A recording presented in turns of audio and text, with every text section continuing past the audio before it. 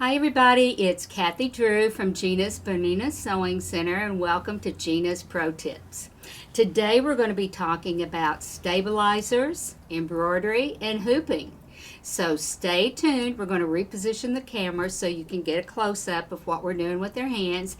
And Brandy's here with me tonight. So there's going to be the two of us talking with you and sharing some of our tips along the way. So we're going to try to take the confusion out of knowing which stabilizer to use with what fabric and all the different hoops that are available for you. So I hope you enjoy the video. So I think the first thing that I want to talk to you about, and of course we are primarily Bernina machine owners and dealer here, so I want to talk to you about the standard hoops that come with the Bernina machine embroidery models. So you're going to get 3 hoops with your machine. This one is called the large oval, and people use it quite a bit. This is your medium size hoop, and then you have a smaller hoop that allows you to do those things that are in a tube, and you can utilize a free arm on your embroidery machine also with this size hoop. The thing about having so many sizes is when you pull up a design on your embroidery machine, you want to use a hoop size that's as close to the size of the embroidery design as you can get it. When you have a small design in a large hoop, you are running the risk of the fabric tunneling in around the design. So if you can keep the hoop size close to the size of the embroidery design, and our machines always suggest the correct hoop size for each design that you choose, you will get much better results. I'm going to set these aside, and then I'm going to show you some of the additional hoops that you can purchase for your Bernina for those of you that can accommodate these. The first one is called the maxi hoop, and as you can see, it is much longer than the largest oval hoop that comes with your machine. They're about the same width as far as your embroidery field area on the width, but you do have quite a bit more length that you can have a long design. They're great for borders and things like that, or if you want to do a large name, it just gives you more area that you can work with. There's no stopping and starting or sequencing with this hoop. In other words, your machine will start at the top and continue all the way to the bottom without sewing with this particular hoop. The next one that we have, and this is fairly new, this one is called the midi hoop. Now it looks very similar to our large oval hoop, and I'm sorry about all the clatter that the hoops are making. It does have a little bit more sewing area within the hoop, but what everybody loves about this is the turn dial tightening that you have. So instead of having to turn this to tighten your hoop, you simply turn the dial. It releases with the 2 tabs on each side so that you can remove the inner ring of the hoop, and then you just tighten it up by turning the dial. So people really love this hoop, and they're sometimes buying it as an additional hoop for the machine. Let me show you so you can see maybe the hoop size of it. Of course, this is in centimeters and millimeters, but you can probably compare it to the other one. It's about a 5 by 7 sewing field in this particular size of hoop. The next one was created primarily for our 7 series sewing machines, and you can see that it is wider and longer. Now the 7 series machines have 10 inches between the needle and the inside arm of the sewing machine. So this is going to enable you to embroider much larger designs when you have a machine with that space between the needle and the inside arm. So this particular hoop can be used on the 7 and the 8 series machines if you have those, but it is specially designed for the 7 series and a 10-inch capability with it. And it is an additional purchase, usually. I'm going to knock everything on the floor, Brandy. You better be ready. Can you show the box of that maxi hoop? Oh, so we yeah, can see let me the show the size? box. Yeah, there you go, and that's what your maxi hoop box looks like. Gives you some dimensions. And there again, you need to check with your local dealer if you're out of our area. Be sure and check with your local dealer to purchase these accessories. The Bernina accessories and so forth that we show, because we are a Bernina dealer, we cannot sell those on our website. So you need to check with your local dealer. But if there's anything, any question we can answer or anything like that, we want you to be sure and contact us. Now this hoop is called our jumbo hoop. And it was designed for our 8 series machines, the 830 and the 880. There is 12 inches of sewing area on the 8 series machines between the needle and the inside arm of the machine. Now, if you compare it to the midi hoop, so what this one is? I always call it the maxi not the hoop. midi, but the maxi hoop. You can see there is some difference in the width that you can get. So you can do about a 9 by 9 inch quilt block or something like that in there, but you can get some really large designs. So we really have enjoyed having that. Now if you have an 8 series, you can still use this hoop. The machine just restricts you in size because, you know, of the size that you can get here. You might have to reduce the size down. So Kathy, you mentioned a quilt block. So do a lot of people know that they can actually quilt their quilts in an embroidery machine? I hope they do. I wish we had that green quilt in here that we I could would show be happy them. to go get that. Why don't you go get Okay. that, and we'll just show them some of the quilting we've done with our embroidery machine. Wonderful. And I'll get started with the stabilizers. So many staples. So many stabilizers. How do you narrow them all down to where you know what to use? Well, what we're going to do to help you understand that tonight is we are going to talk about each different type of fabric that you might want to embroider on and what you need to do in order to be able to embroider on that and get good results. So the first thing we're going to start out with is a woven fabric. So what I have here is a piece of Kona cotton. And first of all, let me kind of give you an explanation of what a woven is. A woven fabric is a fabric that has fiber running horizontally and vertically, and those fibers weave in and out of each other.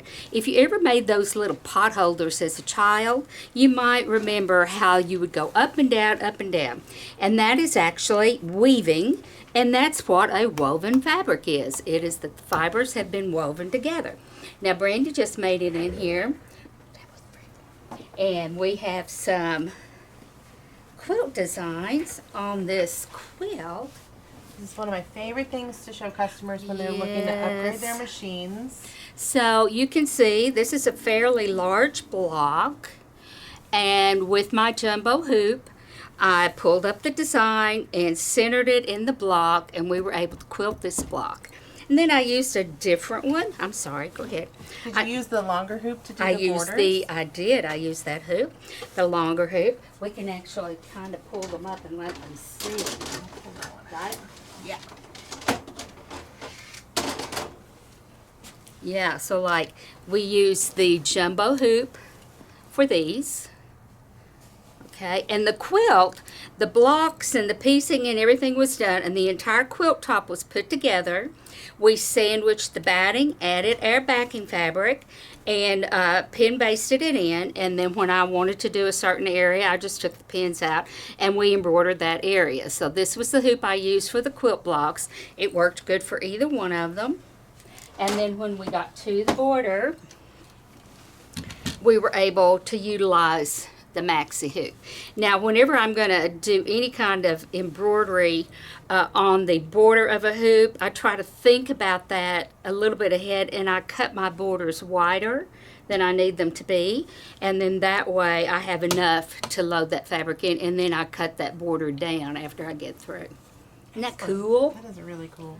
Yeah, so we did that whole thing in here one couple of days, I think, because you know customers, how they like to come in and check out what you're doing, and so we were able to do all that. Okay, so back to the woven fabric. So with a woven, The main time that it needs to be stabilized is during the stitching part. Once that is done, it's okay if your stabilizer disappears. Now, there are three main types of stabilizers. You have a cutaway, you have a tearaway, and then you have a washaway. Okay, those are the three main types of stabilizer. So how do you know when to use what? If you want the stabilizer to be able to be removed and then gradually over laundering soften up and not affect your embroidery anymore, you want to use a tearaway. And the name reflects exactly how you get it off. You just tear it off. But once it hits water, it becomes very soft and mushy and softens up for you. A cutaway will always remain in the embroidery. It will never wash out, it will never soften up, it always keeps that body. And to remove it, you have to cut the excess off with a pair of scissors. Okay? And then the washaway is pretty self-explanatory. When it hits water, it just dissolves. Okay? So you don't cut that one away, or? You can cut off the excess if you want to, so you don't have to have so much to dissolve.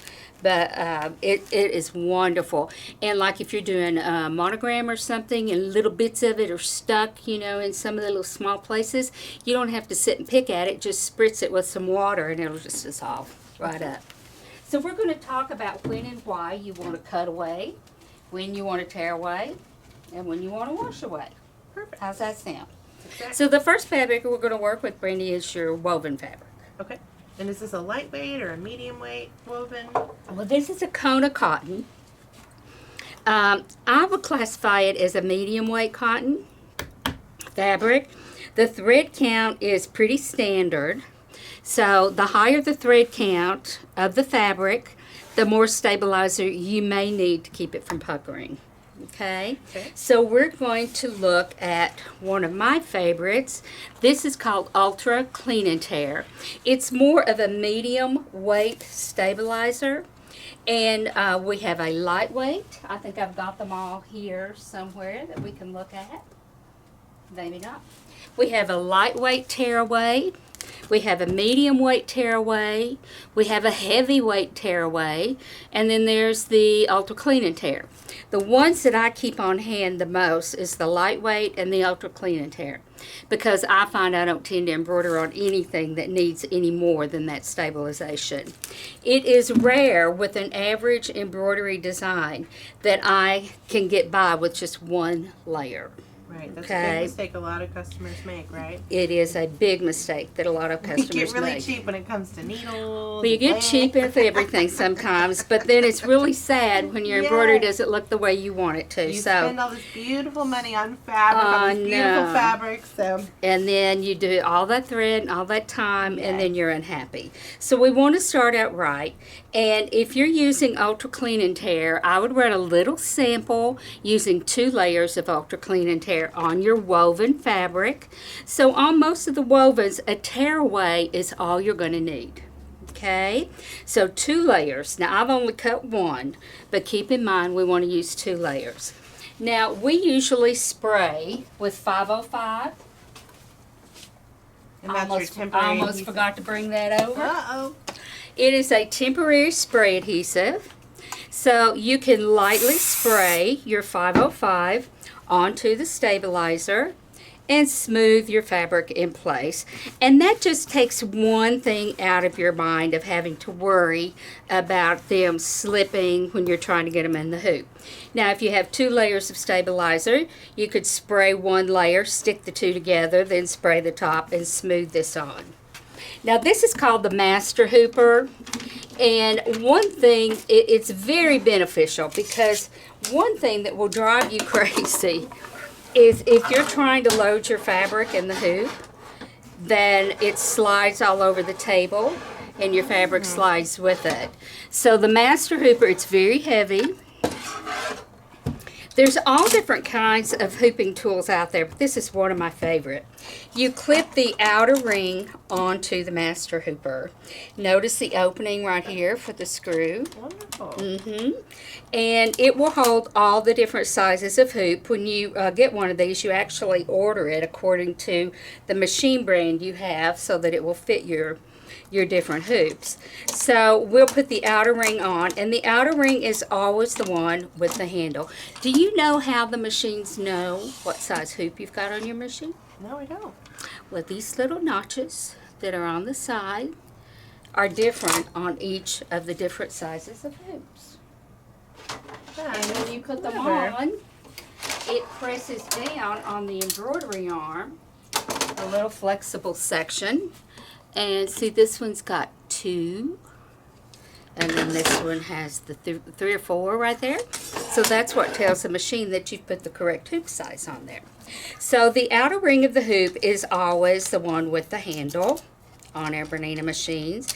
And I'm going to unscrew this hoop right off the bat. I generally will turn it over so that I can see the nut on the end, and I'm not past putting red nail polish on that thing, so if I drop it in the floor I can find it. But if you'll turn it over and watch what you're doing, then you can actually see when you're getting close to the end and stop. One thing about the hoops is they automatically close back up. Bring that. Okay, and people need to understand that as well. So we're just simply going to position our fabric. We're not going to talk today about centering things. That'll be in another video. And I don't know if you can see. I'm going to try to move up a little close to the camera. Hopefully it won't blur. Do you see that little arrow? That is letting you know that this is the top side of the hoop. So when you put it in the inner ring, it should be visible.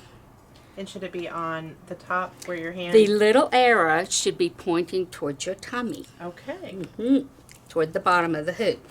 Now there's also a little arrow here, but when you put them in there, they don't line up necessarily until you've got it tightened. Okay. All right. And so I generally tell everybody to push the top of the hoop into the top of the outer ring. Push it up in there really good and hold it. And then I slide my master hooper off the table so I can reach and slide my fingers right in this opening, and I'm assuming that that sign is not there. Open up my hoop, and then I can press it in. Okay. Okey-doke.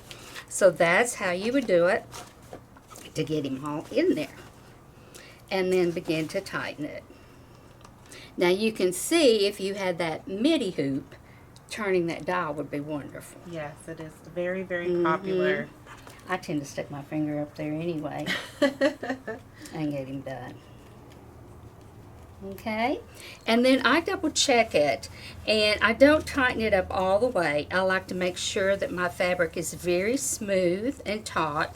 If you do feel that you need to pull a little on the fabric, do little pulls all the way around the hoop while you are holding that inner ring in place, because it's going to make you really mad if you forget to hold that inner ring and it flips right out on you. And get it tightened up the rest of the way. I've seen some people put little cushion grips on that for their fingers too, like what you put on the end of a pencil. Oh, that's a great idea. And then, hear that? Beats like a drum. Beats nice like a and drum. tight. So that's how you know you're good. And then you can take it off the rest of the way and tighten it. Another thing I always taught my students to do is to take your thumbs and while looking at the bottom, push that inner ring out down in a little bit further and create like about 1/8 of an inch of a little lip. Can y'all see that right there? And that 1/8 of an inch of a little lip adds some extra tightness, but it also protects the bottom of your machine from this part of the hoop. And you are now ready to embroider on a woven fabric with a tearaway. So my favorites were lightweight tearaway. Why do I like a lightweight tearaway? Primarily when I am embroidering on very sheer fabric, see how lightweight and sheer that is? I would always use a lightweight tearaway so that the tearaway itself was not quite as visible to the eye. when you removed it off and had those little pieces. And you could use a single layer on a fabric like this probably and get by with it depending on your design. Okay, so I hope that helps a little bit. Ultra clean and tear and lightweight tearaway stabilizer for your woven fabric. What do you think about that, Brandy? You got any questions? No, I think I'm answering them along the way. I'm learning with you guys today, so I hope you don't mind that I keep asking questions. And then the next thing that everybody wants to embroider on, if I can find it, is a knit. Knit t-shirts or onesies, little baby onesies, like we got back there on the wall. And the thing about a knit is this is called an interlock. Any fabric that stretches is an interlock, and that also describes the way it's made. A sweater stretches, polar fleece stretches, some minkies stretch. You know, anything that stretches requires a permanent stabilizer be placed on the back or wrong side of it.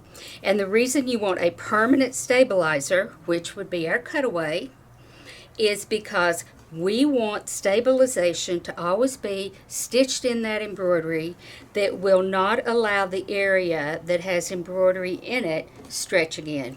Because where there's stretch, there's thread breakage. Okay? Now, we have cutaways that feel like paper. Reach up there and grab one, Brandy, if you don't mind. Just any of those paper-looking stabilizers will be fine. So we can do, yeah, that's perfect. Yeah. All right. This would be fine on a craft project or something like that. But anything that you wear, you might not necessarily want to put that up against your skin. Right. And if it's something for a baby, you definitely would not want to put that up against your skin. So the paper cutaways are not your best choice for garments, but they are good for purses, bags, anything like that, that you want a permanent stabilizer to remain in the garment or in the project. Now this is perfect. This is called poly mesh, and we only sell OEST stabilizers in Gina's. This is what we found works best with our customers, and that's what we prefer to carry. And this particular one is called poly mesh, and it's sort of a mesh type stabilizer because it has a little bit of fiber in it, but it's very soft and it doesn't scratch your skin.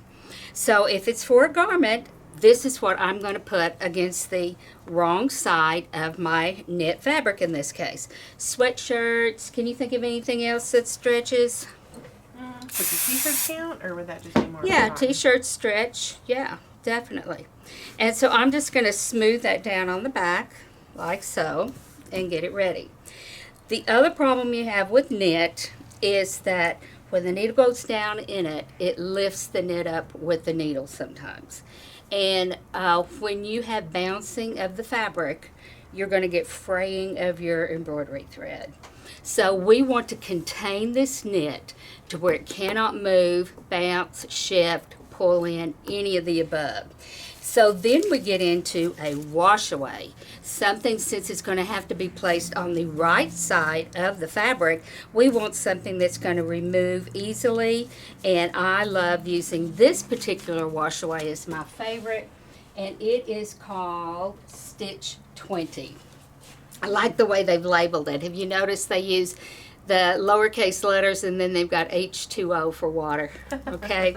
So we would do our embroidery through all three of these layers.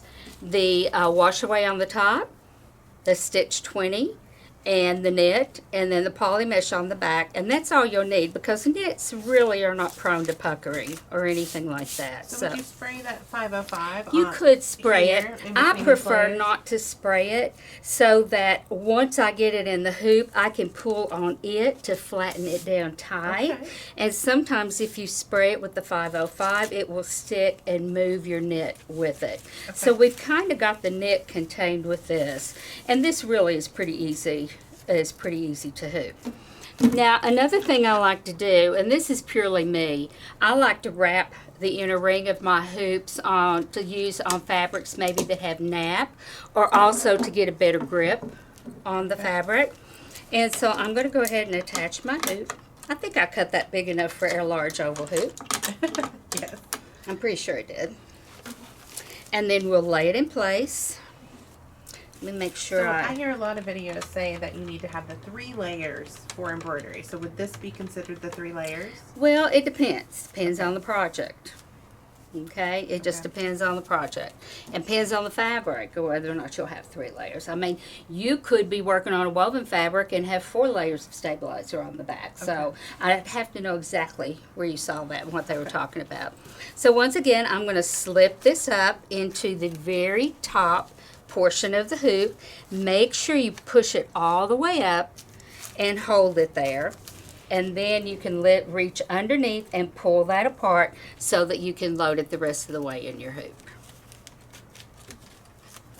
Lots of times when people are trying to load their hoop, they forget to unscrew it enough to make it easy for them to do it. You know, I was one of the ones guilty. And I'm going to begin to tighten that up a little bit. Okay, now you can see there's a little bit of wrinkle up there. That is the stitch 20 water soluble on the top.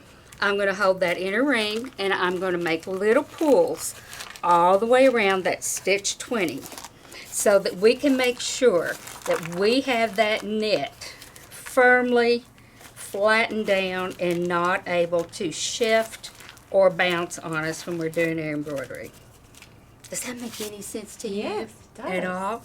And sometimes some knit is so thick, you know, a double knit or something like that, or a French terry, which, you know, would be much thicker, that the embroidery will sink down into the thickness of that terry. So with this will keep your embroidery on top of anything that's really thick. I wish I'd brought my French terry jacket.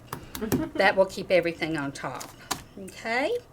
And that's how we'll do the knit. So we've got stitch 20 water soluble on top to control that knit, make it behave itself. Okay. Then the knit and only 1 layer of the poly mesh. Poly mesh is a cutaway, so once the embroidery's done, you'll remove the excess. Okay. Okay? All right, so we got a knit done. But here's a Any onesie. questions about that one? Oh yeah, show them that. Here's the baby onesie, you guys. If you can see that lettering on there. Isn't that cute? I love What the does it Timberbell say? because it's got that opening, so it's Yeah. easy to get in there. But Yeah, these are the Kimberbell onesies. That's right, they are open, so it makes it easy for you to load them in your hoop. How cute.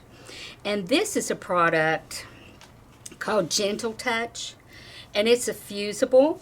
So if you really want to make sure that your little baby is protected from the roughness of the stitching, you can cut you out a little square of that and fuse it against the wrong side of your embroidery, and that will give you a little bit extra protection. wonderful. What's the name of that again? Gentle Touch. Perfect. Isn't that sweet? Feel how soft that is. Oh, that is So really nice. soft. Yeah. It'd make you want to lay down and take a nap on a piece of that one, wouldn't If I it? could It's still so wear nice. a onesie, I probably would. Oh, I love these little onesies. My babies are all grown up. Now, another time when we might want to use a wash away is when we are working with fabrics that have nap. So I brought out a piece of terry cloth, and I've also got some minky. So can you think of some other fabrics that would have nap? Velvets, What about flannel? flannel. Some flannel is really thick, and it does have some nap. And let's talk about corduroy. You know, corduroy has nap. Depends on whether it's the fine corduroy or whether it's the large pile corduroy, or chenille, something like that. But they will have the ribs or the rows in them. And if you don't put a layer of air stitch 20 water soluble on top, what's happened is it's going to follow the ribs of the corduroy. The embroidery is going to fall in the valley, rise on the hill, fall in the valley. Now what we're trying to do by using the stitch 20 here is to control this nap, whether it's on minky or velvet or corduroy or anything like that, or the loops of terry, so that the machine can cover that with the stitching. Otherwise, it tries to poke out in between your stitches. So once you get the embroidery on it, it's contained. So you've got it contained down, but it will try to poke up through your stitching. And sometimes on terry cloth, I have actually had my needle tangle with the loop of the terry and pull across the terry. So when you do a towel is really classified more as a woven fabric. It's just very loosely woven. The chance of you having any puckering around the design is minimal, if any at all. So you could use a tearaway on the back that you could tear off the excess and it would soften after laundering. But always, always put a layer of stabilizer on the top. Now, one other thing I wanted to mention to you guys too is that if you, and I'm notorious for doing this, is if you should load your hoop and forget to put your tearaway on the back side, or if you're shy of having enough to hoop it, you can just cut an amount and float it under the hoop when you get to the machine. Oh. Yeah, hoop what you can, and then when you get to the machine, you say, oh gosh, I don't have enough. Just float a piece under there. Because once that stitching starts, it's going to grab that up. Okay. A lot of people that have trouble with their hands still float. They'll float. It makes it easier sometimes for them to use. Okay. So that is anything with a nap. You would put the wash away on top to control the nap. And on the terry cloth, you could use a tearaway. But if the item stretches, or if you're going to use it on a baby, you might want to do the poly mesh. Okay, so you know Minky has some stretch to it. So I would put poly mesh on the back and then the wash away on the top. Now, if this were going to be a blanket that you'd put a lining on it, you know, you could probably get by with one of the cutaways that are more like paper if you were going to line it. But if it's going to touch anybody's skin, I would use the poly mesh. That makes sense at all? It does. I hope it does.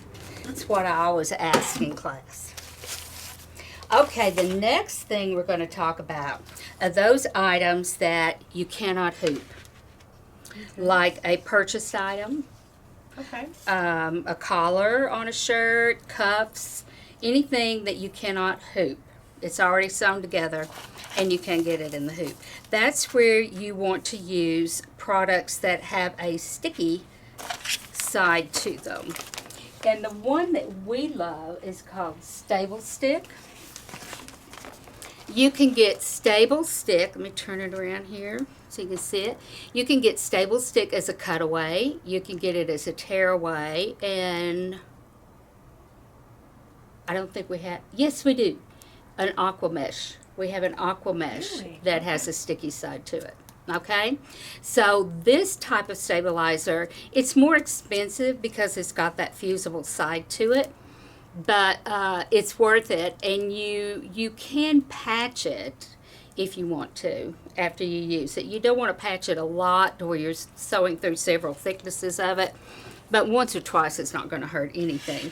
Now what you do is you load the Stable Stick product in the hoop and you score it. I don't know if you can see where I have just scored some lines in it, and then just peel those away like so. And did you score the edges around? You can, but it'll tear right off. Yeah, okay. You know. Okay, and then you take the item that you want to load in the hoop, if it's a collar or whatever, and then you can simply stick it down. Then you're good to go. You know, in a case like this, I would mark on the collar if I wanted to put some little floral design here. I might mark where my seam allowances would be, and then mark a centering point, because any design that you have, you can print off a PDF file which will have the design, print it on a grid, and then you can lay that design on there and mark the center point of the design and be able to center it exactly where you want it. But this stuff is wonderful.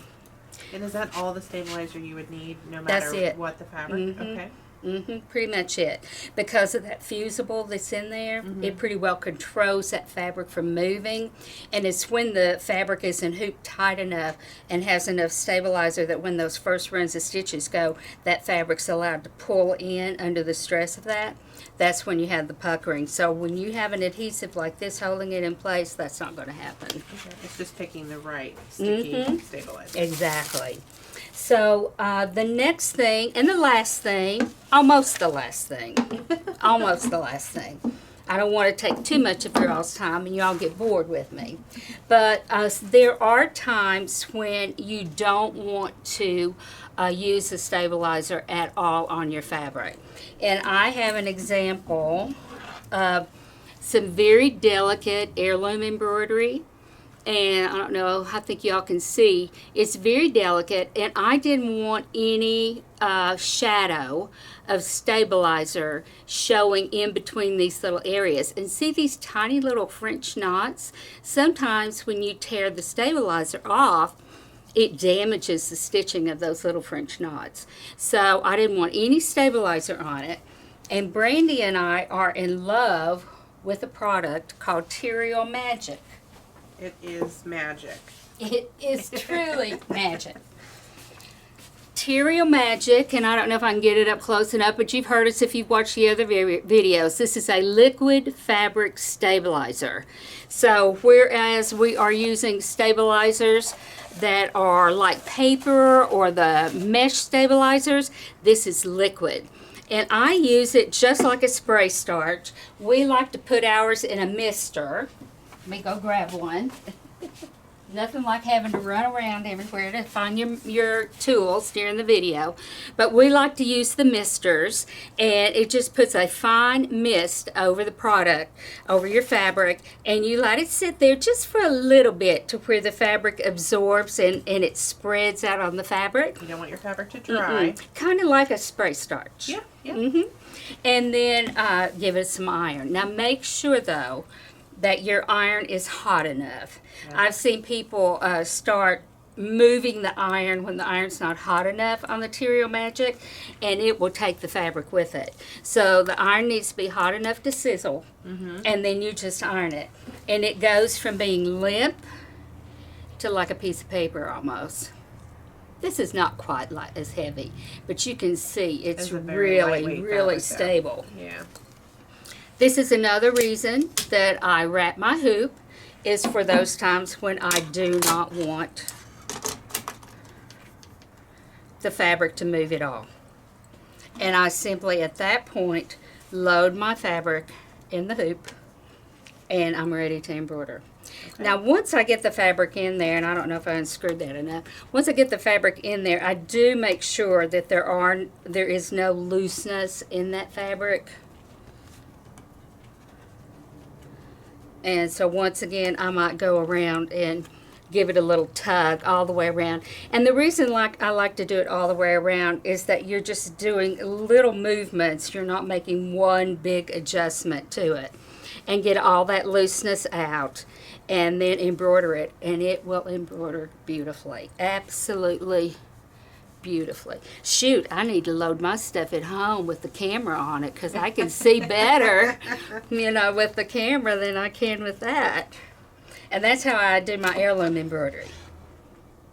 Okay. Beautiful. Are you going to talk about the link? Yes, I think we need to.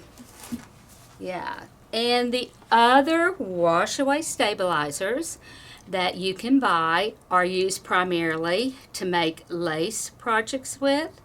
As you can see, this cute little piece. The first one we had was a product called Badge Master.